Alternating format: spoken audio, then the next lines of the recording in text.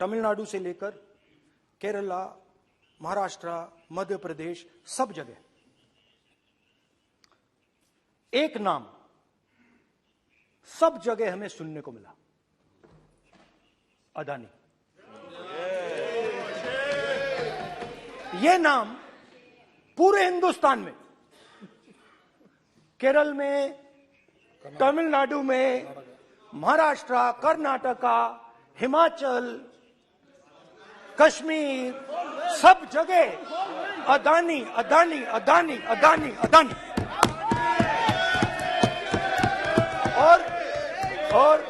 और ये नाम नहीं, और इस नाम के बारे में जब लोग बोलते थे मुझसे तो 2-3 सवाल पूछते थे।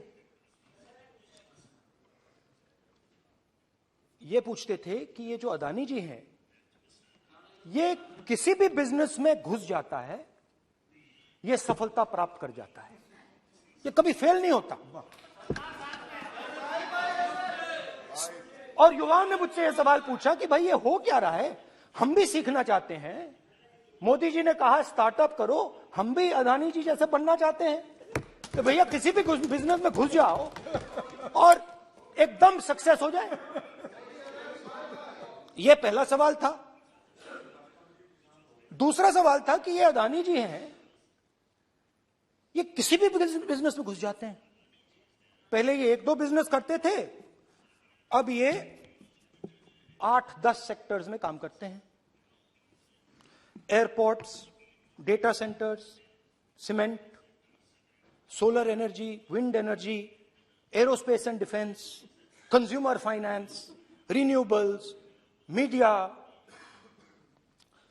तो उन्होंने मुझसे पूछा कि राहुल जी, हाँ वेट करो,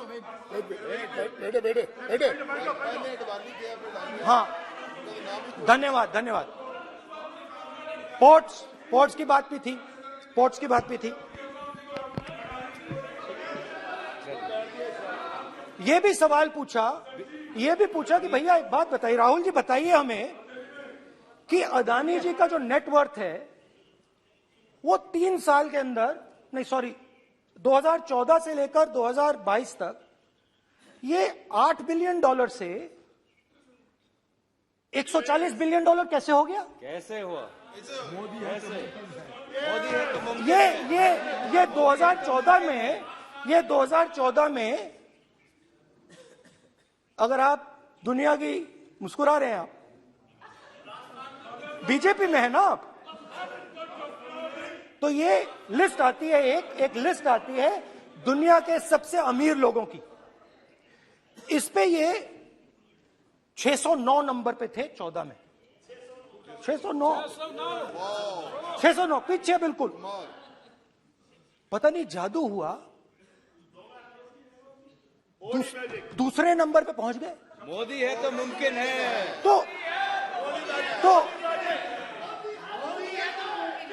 तो मुझसे पूछा यार, बहुत सारे लोगों ने पूछा कि भैया राहुल जी बताइए, हिमाचल में सेब की बात होती है, अदानी जी। कश्मीर में सेब की बात होती है, अदानी जी। पोर्ट्स की बात होती है, अदानी जी। एयरपोर्ट्स की बात होती है, अदानी जी। इंफ्रास्ट्रक्चर, अच्छा हम सड़क पे चल रहे हैं, मैं पूछूं किसने बनाई, अदानी जी। तो लोगों ने यह भी पूछा कि राहुल जी ये जो अदानी जी जो हैं, इनकी सफलता कैसे हुई, ये इतने बिजनेसेस में कैसे घुस गए, इतनी सफलता कैसे प्राप्त हुई, और सबसे जरूरी सवाल, इनका हिंदुस्तान के प्रधानमंत्री के साथ क्या रिश्ता है और कैसा रिश्ता है, देश जानना चाहता है। तो देश जानना चाहता है। ये देखिए रिश्ता, ये देख लीजिए।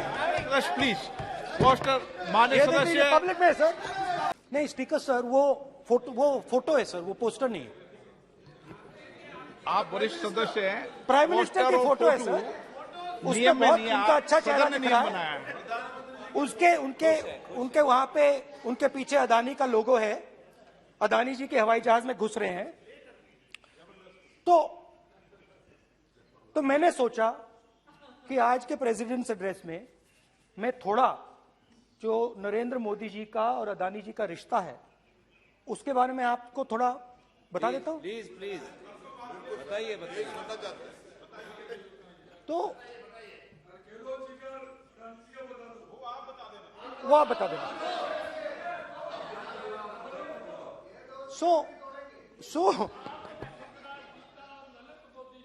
So the relationship begins many years ago when Narendra Modi ji was the Chief Minister of Gujarat.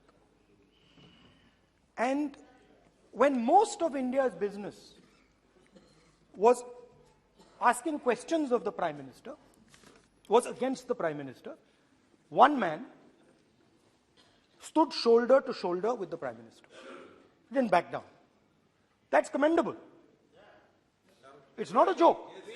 He was loyal to the Prime Minister. And what did he do? He helped Mr. Modi construct the idea of resurgent Gujarat. Right? The idea that you bring these businessmen together, and you call it resurgent Gujarat, vibrant Gujarat, they're both. And he was the backbone in setting up that group of people. Okay? And the result of that was tremendous growth of his businesses in Gujarat. Expansion of his businesses. I think then the real magic starts.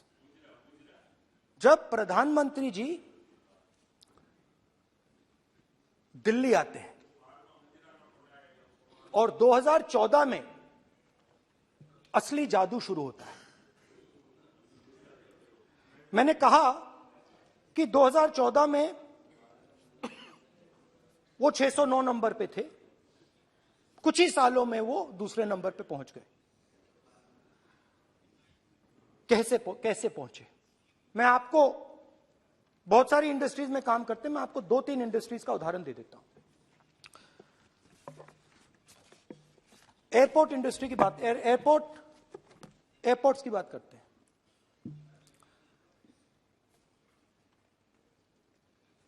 कुछ साल पहले सरकार ने हिंदुस्तान के airports को develop करने के लिए दिया। नियम था, there was a rule that anybody who does not have prior experience in airports cannot be involved in development of these airports. Airport का प्राइवेटाइजेशन तो उनके समय हुआ, ऐसी कोई पार्टी थी जिसका अनुभव था? ये कौन सी बात कर रहे हैं? बोलिए। ओके प्लीज प्लीज, ओके बोलने दे आपको नेता को, तो बोलने दे आपको नेता को। रूल था, प्लीज बोलने दे। रूल था कि अगर कोई एयरपोर्ट बिजनेस में नहीं था तो वो इन एयरपोर्ट्स को ले नहीं सकता था। इस रूल को हिंदुस्तान की सरकार ने बदला। किसी ने भी बनाया हो रूल था, किसी ने भी बनाया हो रूल था। रूल बनाया किसने बात नहीं है, रूल बदला किसने बात है। तो ये रूल बदला गया। उस समय मीडिया में इसके बारे में चर्चा हुई थी। रूल बदला गया और अदानी जी को 6 एयरपोर्ट्स दिए गए। उसके बाद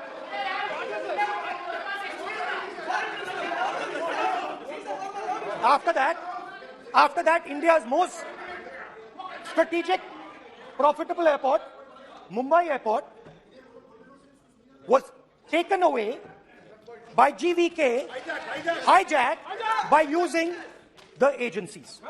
The agencies को CBI, ED का प्रयोग कर GVK पर दबाव डालकर हिंदुस्तान की सरकार ने उस एयरपोर्ट को अदानी जी के हाथों में कर दिया। रिजल्ट क्या आया? रिजल्ट आया कि एयरपोर्ट्स में आज अदानी जी 24% हिंदुस्तान की एयर ट्रैफिक को अपने एयरपोर्ट से निकालते हैं और 31% एयर फ्रेट उनके एयरपोर्ट्स में से निकलता है। अब यह काम हिंदुस्तान की सरकार और हिंदुस्तान के प्रधानमंत्री जी ने फैसिलिटेट किया। डिफेंस से शुरू करते हैं, बहुत ऑप्शन है, आप बताइए कहां से शुरू करें? बिजली, डिफेंस, बहुत ऑप्शन है। Defence, let us start with defence. अब डिफेंस में अदानी जी का कोई एक्सपीरियंस नहीं था, जीरो एक्सपीरियंस। कल मैंने प्रधानमंत्री को एचएएल में देखा। प्रधानमंत्री जी ने कहा कि गलत आरोप लगाया, मगर रियलिटी तो यह है कि एचएएल का जो कॉन्ट्रैक्ट था 126 हवाई जहाजों का, वो अनिल अंबानी को चला गया और अनिल अंबानी बैंकरप्ट हो गया। वहां भी फैसिलिटेशन था। अब देखिए, और ये जो फ्यूचर एंटरप्रेन्योर्स हैं, जो बिजनेस स्कूल हैं, हार्वर्ड यूनिवर्सिटी जैसे स्कूल हैं, इनको इसका केस स्टडी, इसकी केस स्टडी बनानी चाहिए, शायद बने। How to use government power to build individual businesses, case study. तो अब देखिए, अदानी जी की डिफेंस में इंटरेस्ट देखिए। एल्बिट कंपनी के साथ हिंदुस्तान में अदानी जी ड्रोन्स बनाते हैं। ड्रोन्स को हिंदुस्तान की एयरफोर्स, आर्मी, नेवी के लिए रिफिट करते हैं। अदानी जी ने यह काम कभी नहीं किया है पहले। एचएएल यह काम करती है। हिंदुस्तान में और भी कंपनीज हैं जो यह काम करती हैं, मगर प्रधानमंत्री जी इजराइल जाते हैं और उसके एकदम बाद अदानी जी को यह कॉन्ट्रैक्ट मिल जाता है, मगर एक नहीं मिलता। यह मत सोचिए कि सिर्फ एक कंपनी की बात हो रही है, यह इंडस्ट्रीज की बात होती है। यहां पे जैसे मैंने आपको दिखाया, एयरपोर्ट का पूरा सिस्टम उठा के ले गए, 30% मार्केट शेयर एयरपोर्ट में ले गए, वैसे ही डिफेंस में करा। तो 4 डिफेंस की इनके पास कंपनीज हैं। यह काम इन्होंने कभी नहीं किया। स्मॉल आर्म्स, जिसमें टवॉर है जो हमारी स्पेशल फोर्सेस यूज करती है, आर्मी यूज करती है, जिसमें गलील स्नाइपर राइफल है, यह सब अदानी जी बनाते हैं। सीधा स्ट्रेट इजराइल में प्राइम मिनिस्टर जाते हैं, प्राइम मिनिस्टर के साथ वहां पे मतलब बीच में पैदल चलते हैं और फिर जादू से पीछे से इंडिया का फर्स्ट कॉम्प्रिहेंसिव एमआरओ मिल जाता है मेंटेनेंस के लिए, जहाजों के मेंटेनेंस के लिए। स्मॉल आर्म्स का बिजनेस मिल जाता है, इजरायली जो ड्रोन्स हैं उसका बिजनेस मिल जाता है। मतलब जो हिंदुस्तान और इजराइल का डिफेंस का रिश्ता है वो पूरा पूरा अदानी जी के हाथ में चला जाता है, खत्म कहानी। हाँ, उसमें पेगासस भी है, तो पता नहीं वहां से क्या मतलब, पेगासस कैसे आया, क्या हुआ, किसने दिया। अच्छा, एक और बड़ी इंटरेस्टिंग चीज है, एक कंपनी है अल्फा डिफेंस, जो डिफेंस इलेक्ट्रॉनिक्स का काम करती है, एवियोनिक्स का काम करती है, और बहुत स्ट्रेटेजिक कंपनी है। वो भी अदानी जी के हवाले कर दी गई, अदानी जी ने एक्वायर कर लिया। तो आपने देखा कि एयरपोर्ट्स का बिजनेस 30% मार्केट शेयर, हिंदुस्तान और इजराइल का जो वेपन्स का बिजनेस है 90% उठा के ले गए। एक विजिट, फॉरेन पॉलिसी, ये है फॉरेन पॉलिसी। चलिए, अब मैंने आपको इजराइल की बात बताई, ऑस्ट्रेलिया चलते हैं। कोयला, ऑस्ट्रेलिया चलिए। ऑस्ट्रेलिया में अदानी जी जाके इन्होंने सर, मैं इनको चैलेंज करता हूं कि जीएमआर और जीवीके उसको कब एयरपोर्ट का जो है संचालन का अधिकार था और कौन सा रूल है वो कोट करे सर।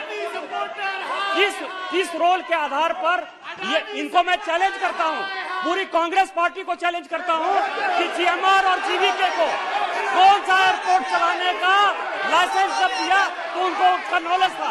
मैं चैलेंज करता हूं पूरी कांग्रेस पार्टी को। जब इन्होंने बिरला को बनाने का दिया, डालमिया को बनाने का दिया, टाटा को बनाने का दिया लाइसेंस, उस वक्त उनको कौन सा मोटर चलाने का अधिकार था सर? ये गलत बयानी कर रहे हैं। मेरा ये कहना है कि आप एलिगेशन प्रधानमंत्री के ऊपर लगा रहे हैं। आप पेपर दीजिए और कौन सा रूल भारत सरकार ने चेंज किया एयरपोर्ट में अडानी के लिए, वो ऑथेंटिकेट कीजिए, नहीं तो इस तरह की बात नहीं कर सकते हैं।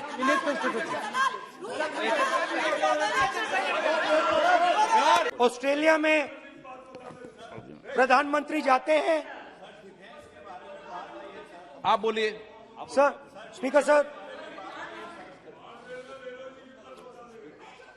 प्रधानमंत्री जी ऑस्ट्रेलिया जाते हैं और जादू से State Bank of India $1 billion loan Adani ji को ऑफर कर देता है। सर इसका भी डॉक्यूमेंट जरूरी है क्या, बताओ। मोदी जी, आपका सरकार की पास है। अधीर प्लीज। उसके बाद मैं उदाहरण दे रहा हूं, पूरी दुनिया में मोदी जी जाते हैं, घूमते हैं, तो मैं बता देता हूं क्या होता है वहां पे। बांग्लादेश में गए, हाँ काम पे ही जा रहे हैं, वही तो बोल रहा हूं, काम पे जा रहे हैं। बांग्लादेश जाते हैं, मोदी जी की पहली ट्रिप होती है बांग्लादेश में। वहां पे बांग्लादेश को इलेक्ट्रिसिटी बेचने का डिसीजन लिया जाता है। कुछ ही दिन बाद बांग्लादेश पावर डेवलपमेंट बोर्ड 25 साल का कॉन्ट्रैक्ट अदानी जी के साथ साइन कर देता है। 1500 मेगावाट इलेक्ट्रिसिटी का कॉन्ट्रैक्ट अदानी जी। चलिए वहां से श्रीलंका चलते हैं।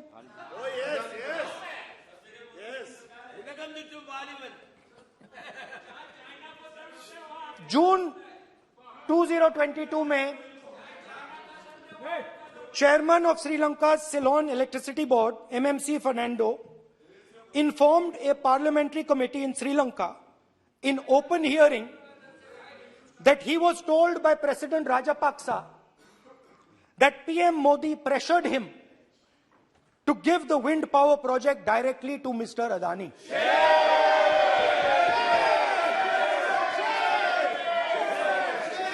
मतलब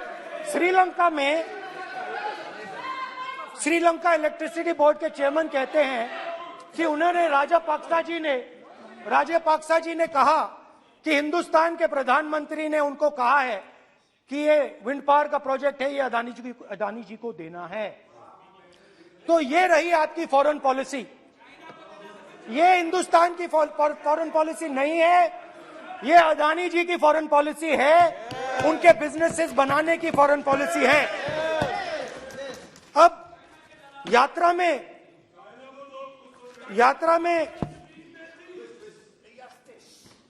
में मुझसे 2-3 और सवाल पूछे गए। यात्रा में लोगों ने मुझसे पूछा, राहुल जी ये जो LIC कंपनी है इसका पैसा अदानी जी की मदद करने के लिए क्यों डाला जा रहा है? उन्होंने यह भी पूछा कि अदानी जी के जो शेयर्स हैं बड़े वोलेटाइल हैं, उसमें LIC का पैसा क्यों डाला जा रहा है? तो मेरा कहना है कि एक सेकंड, मेरा कहना है कि अदानी जी की मदद प्रधानमंत्री जी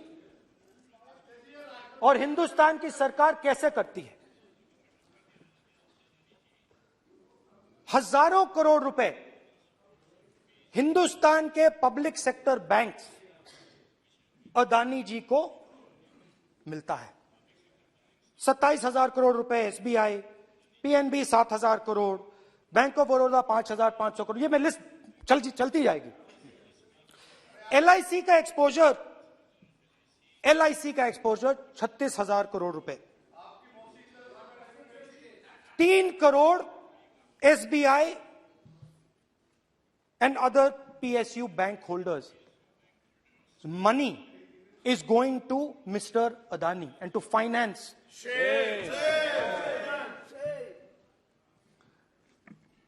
Now, of course, there is another question. तो मदद कैसे हो रही है? हिंदुस्तान के पब्लिक सेक्टर बैंक्स का पैसा, LIC का पैसा नरेंद्र मोदी जी अदानी जी को दिया जा रहा है।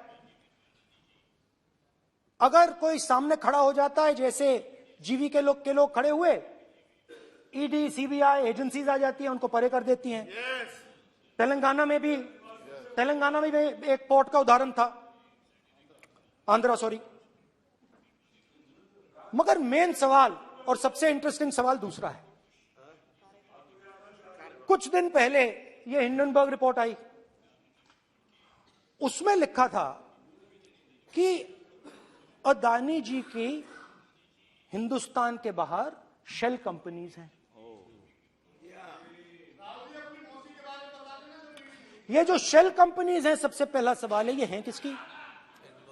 ये किसकी है मॉरिशस में जो शेल कंपनीज हैं? और ये जो हजारों करोड़ रुपया ये शेल कंपनीज हिंदुस्तान में भेज रही हैं, ये किसका पैसा है? और क्या ये काम अदानी जी फ्री में कर रहे हैं? अब मैं ये सवाल क्यों पूछ रहा हूं? क्योंकि अदानी जी स्ट्रेटेजिक बिजनेसेस में काम करते हैं। अदानी जी हिंदुस्तान के पोर्ट्स को डोमिनेट करते हैं। अदानी जी हिंदुस्तान के एयरपोर्ट्स को डोमिनेट करते हैं।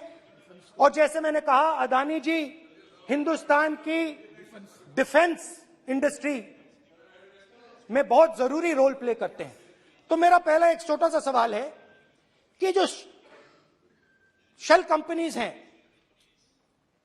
इनके बारे में हिंदुस्तान की सरकार ने कोई सवाल नहीं उठाया कि ये कौन लोग हैं, ये किनकी कंपनीज हैं?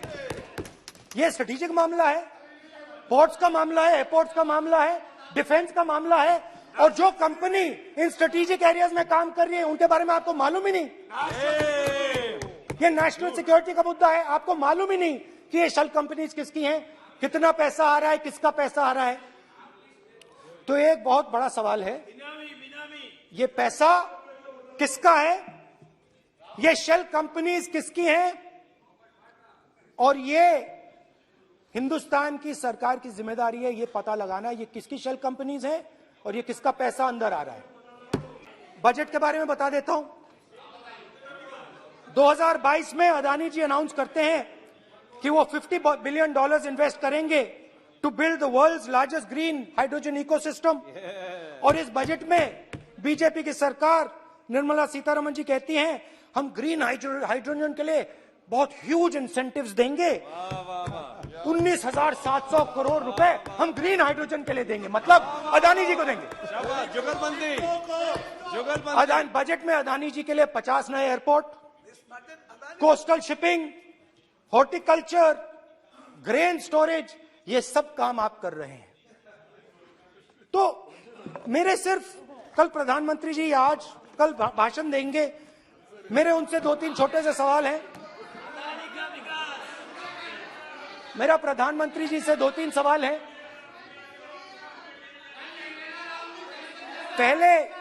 पहले अदानी जी के हवाई जहाज में मोदी जी जाते थे, अब मोदी जी के हवाई जहाज में अदानी जी जाते हैं।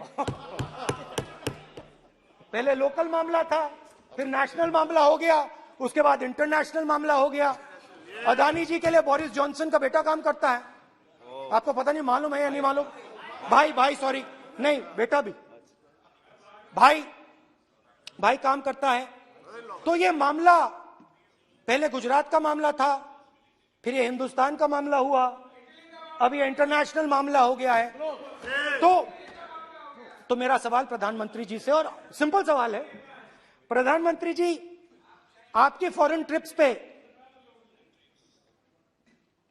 अदानी जी और आप कितनी बार एक साथ गए? Adani ji, how many times did you travel together with Adani ji?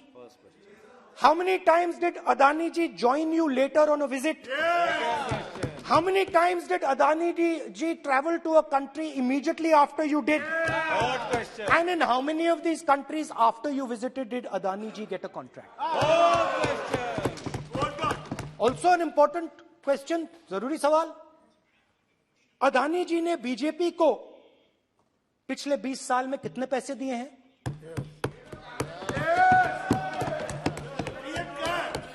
Electoral bonds में कितना पैसा दिया है? मैं सिर्फ इतना कहना चाहता हूं, राहुल जी अभी आप सीनियर एमपी हो गए हैं, आप एक सीनियर एमपी हो चुके हैं। हम लोग एक्सपेक्ट करते हैं कि इस सदन का सदस्य होने के नाते जो भी बातें आप करेंगे गंभीरता से आप बात करेंगे। बाहर आप जो भी भाषण देते हैं हम लोग उसको रोक नहीं सकते। इस सदन के अंदर में जो भी बात कही जाती है पूरा गंभीरता के साथ, प्रमाण के साथ कहे जाना चाहिए, ये परंपरा है। और राहुल जी ने कहा कि प्रधानमंत्री विदेश घूमने जाते हैं। तो मैंने आज वो जो युवाओं ने मुझसे सवाल पूछा था कि अदानी जी की इतनी बिजनेस एक्यूमेंट कहां से आई, इतने अलग अलग सेक्टर्स में अदानी जी ने कैसे सक्सेस प्राप्त की, अदानी जी के बारे में पूरी दुनिया को स्टडी करनी चाहिए, हार्वर्ड यूनिवर्सिटी को स्टडी करनी चाहिए कि पॉलिटिक्स के बीच में और बिजनेस के बीच में कैसा रिश्ता होता है। India is a case study and prime minister Narendra Modi should be given a gold medal in this.